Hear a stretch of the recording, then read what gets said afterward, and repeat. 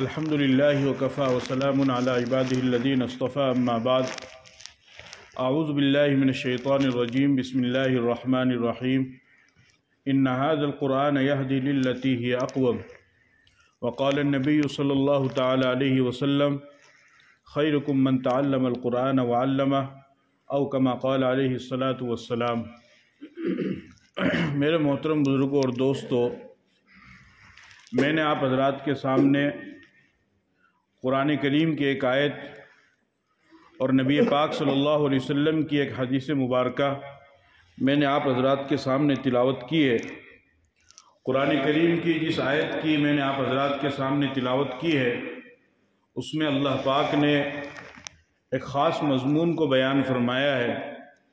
فرمایا ان ھذا القرآن یہدی للتی ہی اقوم، کہ یہ قرآن جو ہم نے نازل کیا ہے، جو ہم نے اتارا ہے، یہ لوگوں کی ہدایت کے لیے اتارا گیا ہے، انسانیت کی ہدایت کے لیے اتارا گیا ہے۔ ہمیں یہ بات اچھی طرح سمجھ لینی چاہیے کہ قرآن کریم جو اللہ تعالیٰ کی کتاب ہے، اللہ تعالیٰ نے اس کو نازل فرمایا ہے، تو یہ صرف مسلمانوں کے لیے ہدایت کی چیز نہیں ہے، بلکہ یہ تمام انسانوں کے لیے ہدایت کی چیز ہے۔ جو انسان بھی، چاہے وہ کسی بھی قوم سے تعلق رکھتا ہو، یا کسی بھی قبیلے سے، برادری سے تعلق رکھتا ہو، یا کسی بھی ملک سے تعلق رکھنے والا ہو، یا کسی بھی نسل سے ہو، کسی بھی رنگ سے ہو، یا کسی بھی زبان سے ہو، وہ چاہے جس چیز سے، جس علاقے سے، جس زبان سے، جس ملک سے تعلق رکھنے والا ہو، اگر وہ قرآن کریم کو اس نیت سے پڑھے گا کہ اسے اللہ پاک توفیق عطا فرمائے تو وہ ہدایت بھی قبول کرے گا، تو قرآن کریم ایسی کتاب ہے کہ اس پڑھنے والے کو قرآن کریم ضرور بھی ضرور ہدایت عطا فرماتی ہے، اور اللہ تعالیٰ کی طرف سے اس انسان کو ہدایت ملتی ہے جو اس نیت سے قرآن کریم کو پڑھتا ہے، اس کی تلاوت کرتا ہے اور پھر اس پر عمل کرتا ہے۔ یاد رکھیے، قرآن کریم یہ اللہ تعالیٰ کی کتاب ہے، کسی انسان کی کتاب نہیں ہے۔ اللہ پاک نے اس کتاب کو اپنے پاک پیغمبر جناب محمد رسول اللہ صلی اللہ علیہ وسلم کے اوپر نازل فرمایا، اور نبی پاک صلی اللہ علیہ وسلم کے واسطے سے اور آپ علیہ السلام کے طفیل اللہ تعالیٰ نے اس قرآن کو ہمیں عطا فرمایا، اور نبی اور صحابہ کے واسطے سے یہ قرآن کریم ہمیں ملا۔ ویسے تو اللہ پاک نے آسمان سے بے شمار کتابیں نازل فرمائی۔ زبور اللہ تعالیٰ نے موسیٰ علیہ السلام کو دی، توریت اللہ تعالیٰ نے موسیٰ علیہ السلام کو دی، زبور حضرت داؤد علیہ السلام کو دی، انجیل حضرت عیسیٰ علیہ السلام کو دی، اور اس کے علاوہ اور بھی بے شمار کتابیں اللہ تعالیٰ نے آسمان سے نازل فرمائی، لیکن اللہ تعالیٰ نے ان کتابوں کی حفاظت کا وعدہ نہیں کیا، جس کی وجہ سے آج وہ کتابیں جیسا اللہ پاک نے ان کو آسمان سے نازل فرمایا تھا، ویسی کی ویسی وہ کتابیں آج محفوظ نہیں ہیں۔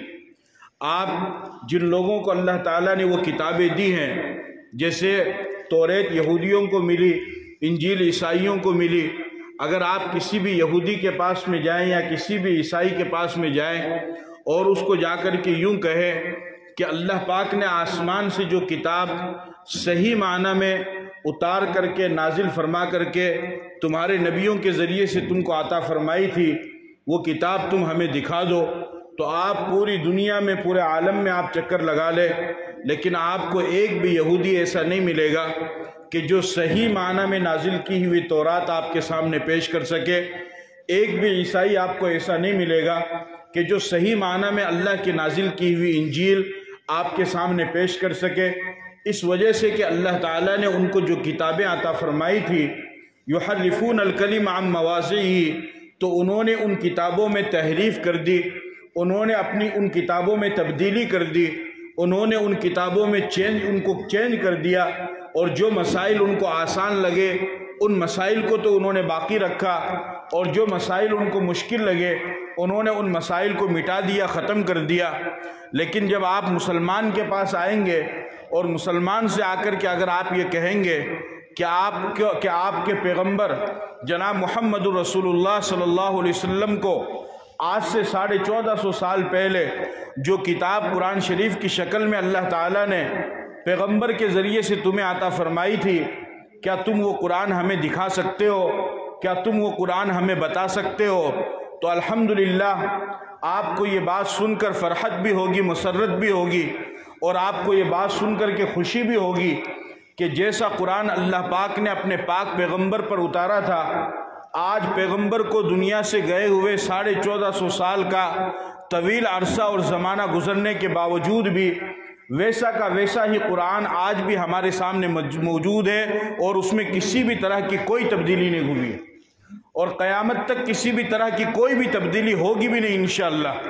کوئی اس میں تبدیلی نہیں کر سکتا ہے، ایک زبر زیر کی اس میں کوئی تبدیلی نہیں ہے، ایک نقطے کی اس میں کوئی تبدیلی نہیں ہے، ایک حرکت اور سکون کی اس میں کوئی تبدیلی نہیں ہے۔ جیسا قرآن اللہ نے اپنے پاک پیغمبر کے اوپر نازل فرمایا، آج اتنا طویل عرصہ گزرنے کے باوجود بھی ویسا کا ویسا ہی قرآن موجود ہے ہمارے سامنے۔ اور یہ کیوں موجود ہے جبکہ دوسری کتابیں بھی اللہ نے آسمان سے نازل فرمائی، دوسری کتابیں بھی اللہ تعالیٰ نے پیغمبروں کو عطا فرمائی، ان کی کتابیں تبدیل ہو گئی، ان کی کتابوں کو لوگوں نے بدل دیا، جبکہ وہ بھی اللہ ہی کی کتاب تھی، وہ بھی آسمان سے اتری تھی، اور اس کو بھی فرشتہ لے کر کے آیا تھا۔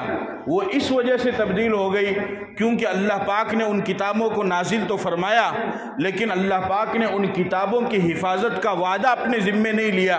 لیکن قرآن کریم کو جب اللہ نے نازل فرمایا تو فرمایا اِنَّا نَحْنُ نَزَّلْنَا الذِّكْرَ وَإِنَّا لَهُ لَحَافِظُونَ، کہ اے دنیا کے لوگوں، اس قرآن کو ہم نازل کر رہے ہیں تو اس کی حفاظت کی ذمہ داری بھی ہم لیتے ہیں، چونکہ قرآن کریم کی حفاظت کی ذمہ داری اللہ پاک نے لی ہے، اور آپ اچھی طرح جانتے ہیں کہ جس چیز کی حفاظت کی ذمہ داری اللہ لیتے ہیں، ساری کائنات مل کر کے بھی اس کو نقصان نہیں پہنچا سکتی ہے۔ تو چونکہ قرآن کریم کی حفاظت کی ذمہ داری اللہ نے لی ہے، تو اس وجہ سے قرآن کریم آج تک محفوظ ہے اور قیامت تک محفوظ رہے گا۔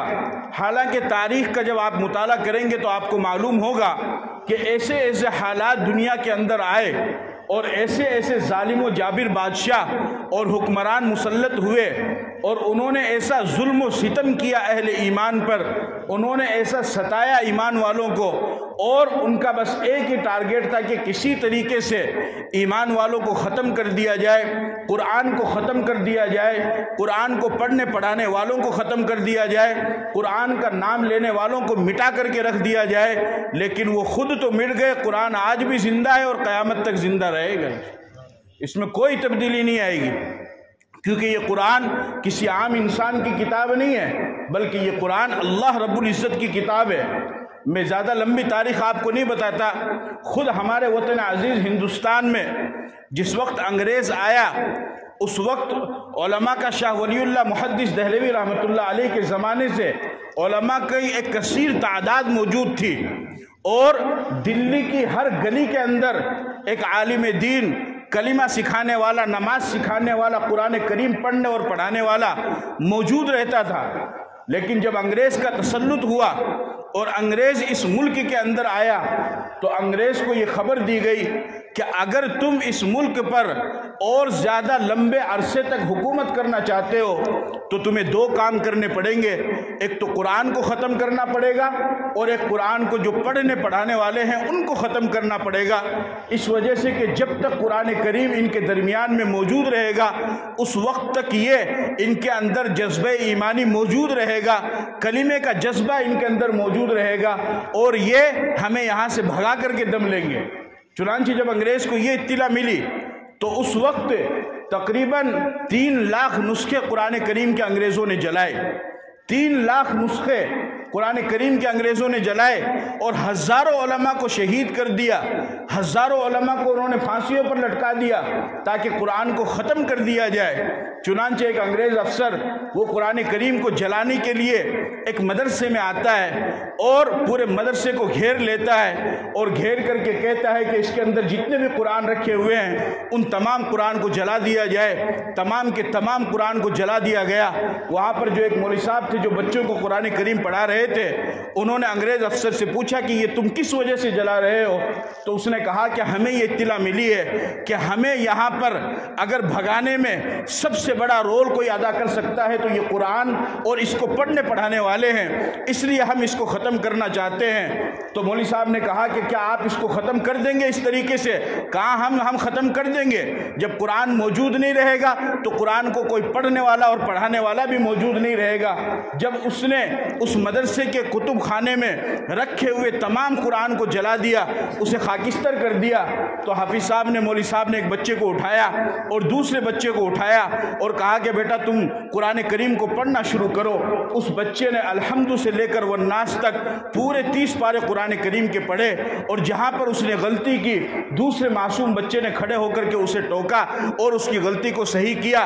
तो मौलवी साहब ने फरमाया, अफसर साहब आपने कागज़ में से तो कुरान को मिटा दिया है, लेकिन ये कुरान जो मुसलमान के इस मासूम बच्चे के सीने में जागुज़ी हो चुका है, इसे आप कैसे मिटाओगे? इसे आप कैसे ख़त्म करोगे? इसे आप नहीं ख़त्म कर सकते हो। इसीलिए उलमाए किराम फरमाते हैं कि अगर तमाम दुनिया का बातिल वो मुत्तफ़क़ा तौर पर ये फ़ैसला कर ले कि हमें कुरान को मिटाना है, हमें कुरान को ख़त्म करना है, उसके बावजूद भी वो कुरान करीम को ख़त्म नहीं कर सकते हैं, इस वजह से कि कुरान की हिफाजत की ज़िम्मेदारी अल्लाह ने ली है। और इस वजह से कि आज के ज़माने में लाखों नहीं बल्कि करोड़ों की तादाद में हाफिज़ कुरान मौजूद हैं। जब कभी भी ऐसा वाक़या पेश आएगा, एक मासूम सा बच्चा खड़ा होगा और वो खड़े होकर के फिर से पूरा कुरान लिखवा देगा। ये अल्लाह ताला की हिफाजत का वादा है। पैगंबर मोहम्मद सल्लल्लाहु अलैहि वसल्लम को अल्लाह ताला ने ये मौजिज़ा अता फरमाया है, आपको बेशुमार मौजिज़े अता फरमाए। उन बेशुमार मौजिज़ों में से एक मौजिज़ा अल्लाह ने ये भी अता फरमाया है, बल्कि आपको जान करके हैरत होगी, एक उर्दू अखबार आता है, उस उर्दू अखबार के एडिटर है सैयद फैसल साहब। एक मरतबा वो तशरीफ़ लाए और उन्होंने बयान किया हमारे सबक में, और उन्होंने तमाम चीज़ों को बयान किया। तो उन्होंने फरमाया, उन्होंने फिर उस पर रिसर्च किया कि एक टीम है, एक ग्रुप है जो रिसर्च करती है इस बात पर कि दुनिया में कितने हाफिज़ कुरान बनते हैं। तो वो फरमाते हैं, आपको भी ये जान करके खुशी होगी और अगर आपको अच्छा लगे तो आप सुभान अल्लाह ज़रूर कहना। उन्होंने फरमाया कि एक रिपोर्ट और एक न्यूज़ के मुताबिक पूरी दुनिया के अंदर सिर्फ एक साल में 5 लाख बच्चे हाफिज़ कुरान बनते हैं। कितने? 5 लाख बच्चे सिर्फ एक साल के अंदर कुरान करीम का हिफ्ज़ करते हैं, हाफिज़ कुरान बनते हैं। और ये तो वो रिपोर्ट है जो सिर्फ उन तक पहुंची है। उनके अलावा जो छोटे मोटे मदरसे हैं उनकी रिपोर्ट तो अलग है। उनके अलावा जो छोटे मोटे मकतब है, जो मस्जिदों में कुरान करीम को पढ़ाया जाता है, तो आप यकीन मानिए कि एक साल में अल्लाह पाक लाखों नहीं बल्कि करोड़ों की तादाद में हाफिज़ कुरान को पैदा फरमाते हैं। ये मेरे नबी की ख़त्म नबूवत का मौजिज़ा है कि अल्लाह ताला ने आपको, खुशनसीब है वो इंसान, खुशनसीब है वो इंसान कि जो अपने आप को कुरान करीम की हिफाजत में लगा देगा, जो अपने बच्चे को कुरान करीम की हिफाजत में लगा देगा, क्योंकि कुरान की हिफाजत की जिम्मेदारी अल्लाह ने ली है। जब अल्लाह ने ली है तो इसकी हिफाजत अल्लाह ताला किस तरीके से करेंगे? सवाल है कि कुरान की हिफाजत किस तरीके से होगी? क्या अल्लाह आसमान से आएंगे, या फरिश्ते को उतारेंगे, या जिन्नात आएंगे, या ज़मीन से कोई दूसरी तीसरी मखलूक निकलेगी? आखिर कुरान की हिफाजत किस तरीके से होगी? तो फरमाया कि इसमें से कुछ भी नहीं होगा, बल्कि कुरान की हिफाजत का तरीक़ा ये होगा कि अल्लाह पाक कुरान की अज़मत बाप के दिल में पैदा करेंगे। उस अज़मत की वजह से बाप अपने बेटे को कुरान पढ़ाएगा, उसे हाफिज़ कुरान बनाएगा। माँ के दिल में कुरान की मोहब्बत पैदा होगी तो वो बेटी को कुरान पढ़ाएगी। दादा के दिल में कुरान की मोहब्बत पैदा होगी तो वो पोते को कुरान पढ़ाएगा। नाना के दिल में कुरान की अज़मत पैदा होगी तो वो अपने नवासे को कुरान पढ़ाएगा। इस तरीके से लोगों के दिलों के अंदर अल्लाह पाक अपनी पाकीज़ा किताब कुरान करीम की अज़मत, उसकी अहमियत, उसकी फजीलत, उसकी अकीदत, उसकी मोहब्बत और उसकी अज़मत को पैदा फरमाएंगे। और उस अज़मत के नतीजे में मुसलमान खुद भी कुरान को पढ़ेगा और अपने बच्चों और बच्चियों को भी कुरान पढ़ाएगा। इस तरीके से जहाँ पर एक तरफ बच्चे और बच्चियाँ कुरान करीम को सीखने और सिखाने वाले बनेंगे, वहीं पर दूसरी तरफ इस तरीके से अल्लाह ताला क़यामत तक कुरान करीम की हिफाजत भी करवाते रहेंगे। خوش نصیب ہوگا وہ انسان۔ اب جب اس بات کو کوئی آدمی سنتا ہے تو بوڑھا آدمی سوچتا ہے یار بات تو بڑھیا ہے، بڑھیا فضیلت بتا رہے مول صاحب، تو من تو بڑھنا چاہے، من تو یہ نظام میں شامل ہونا چاہے، لیکن چونکہ عمر زیادہ ہوگی، اب جب عمر زیادہ ہوگی تو بس ظاہر سی بات عمر زیادہ ہوئے بعد میں زبان بھی موٹی ہو جاؤ، تھوڑا دماغ بھی کام کم کرے، تو وہ دیکھا میں میرا بچہ نہ بنا دوں۔ اب جب وہ بچہ نہ بنانا چاہو تو آج کے زمانہ میں بچہ تو تھان میرا بیاں بھی ماشاءاللہ 20 سال کے بعد میں تو کون دھیان دے، ثواب آپ کا کام میں لگ جائے۔ اب وہی فضیلت میں سنے بعد میں کرنا تو چاہو لیکن کر کون سکے؟ میں آپ کو بتاتا ہوں، اگر آپ اس فضیلت کو حاصل کرنا چاہتے ہیں تو اس کا ایک طریقہ یہ ہے کہ جہاں کہیں پر بھی قرآن کریم کی تعلیم دی جاتی ہے اور جہاں پر مدرسوں میں یا مکتب میں بچے قرآن کریم کو پڑھتے ہیں، آپ ان بچوں کا تعاون کیجئے۔ اگر آپ کے تعاون سے ایک بچہ بھی حافظ قرآن بن گیا تو یاد رکھو گڈا گورجی کے مسلمانوں، آپ کی دنیا کی برکت اور آخرت کی مغفرت کے لیے کافی ہو جائے گا۔ اس لیے کہ حدیث پاک کے اندر آتا ہے، آپ صلی اللہ علیہ وسلم نے ارشاد فرمایا خیرکم من تعلم القرآن وعلمہ، کہ تم میں سب سے بہترین مسلمان وہ ہے جو قرآن کو سیکھے اور دوسروں کو سکھائے۔ یہ امت سب سے بہترین امت ہے، سب سے بہترین امت کا سب سے بہترین انسان وہ ہے جو قرآن کو سیکھے اور سکھائے۔ اور اس کو روایت کرنے والے حضرت عثمان رضی اللہ تعالی عنہ ہے۔ حضرت عثمان نے جب اس روایت کو بیان کیا تو ان کی صحبت میں ایک تابعی بیٹھے ہوئے تو ان کا نام تھا سلمی۔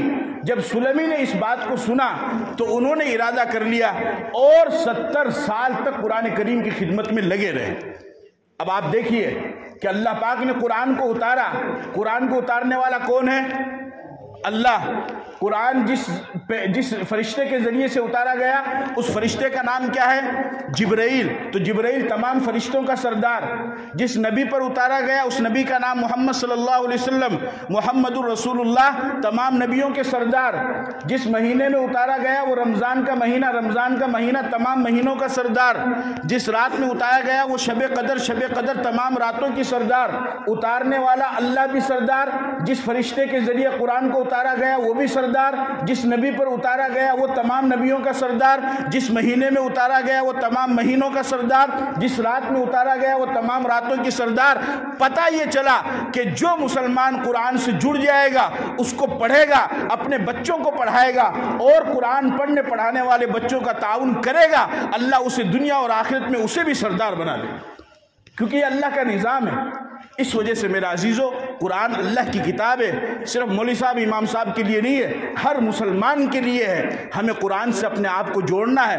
قرآن کو سینے سے لگانے والا وہ کامیاب ہوگا، قرآن کو پیچھے پیٹ ڈالنے والا وہ ناکام ہوگا۔ ہم قرآن کو اپنے سینے سے لگائیں، اس کو پڑھیں، اپنے بچوں کو پڑھائیں، اور جہاں کہیں پر بھی قرآن کریم کی تعلیم دی جاتی ہے ان تمام دینی اداروں کو، مرکز کو اور ان تمام دینی درسگاہوں کو ہم اپنے تعاون سے جتنا ہو سکتا ہے زیادہ سے زیادہ مضبوط بھی کرے تو انشاءاللہ یہ آپ کی آخرت میں نجات کے لیے کافی ہو جائے گا۔ پیغام میں نے آپ کو دیا ہے، جو میسج میں نے آپ کو دیا ہے اس پر آپ عمل کرنے کی ضرور کوشش کریں۔